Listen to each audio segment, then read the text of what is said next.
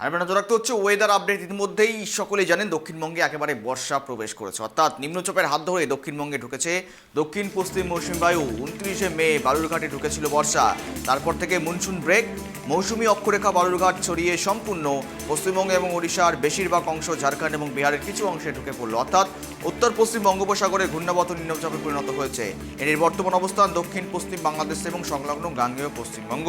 এই সময় বিষয়ে আরো আপডেট নেব, সঙ্গে রয়েছে তোতন। শুভ সকাল। একেবারেই দক্ষিণবঙ্গে বর্ষার একেবারেই প্রবেশ এবং সেখানেই বৃষ্টিপাতের সম্ভাবনা জারি করা হয়েছে। ইতিমধ্যে সতর্কবার্তা দেওয়া হয়েছে মৎস্যজীবীদের উদ্দেশ্যে উপকূলবর্তী এলাকায়। তোতন, তোমার কাছে কি আপডেট?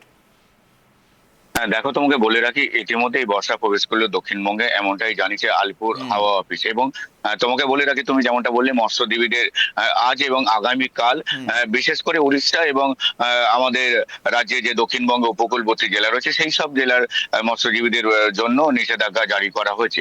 এবং রাজ্যের যে দক্ষিণবঙ্গে জেলাগুলি রয়েছে, দক্ষিণবঙ্গে বীরভূম, বাঁকুড়া, পুরুলিয়া এবং মেদিনীপুর, বর্ধমান, এই জেলাগুলিতে আজ এবং কাল প্রায় 200 মিলিমিটার পর্যন্ত বৃষ্টি হতে পারে। এছাড়াও কলকাতার কথা তোমাকে যদি বলে রাখি, কলকাতাতে 70 থেকে 200 মিলিমিটার পর্যন্ত বৃষ্টি হতে পারে এবং আগামী এক সপ্তাহ ধরে বৃষ্টি চলবে। এবং আগামী শুক্রবার নাগাদ অতি ভারী বৃষ্টির সতর্কতা কলকাতা সহ 2 চব্বিশ পরগনা এবং 2 মেদিনীপুরে রয়েছে।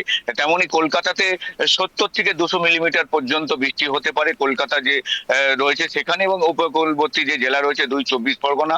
বেশ, ধন্যবাদ তোতন, সঙ্গে থাকার জন্য। যোগাযোগ বিচ্ছিন্ন।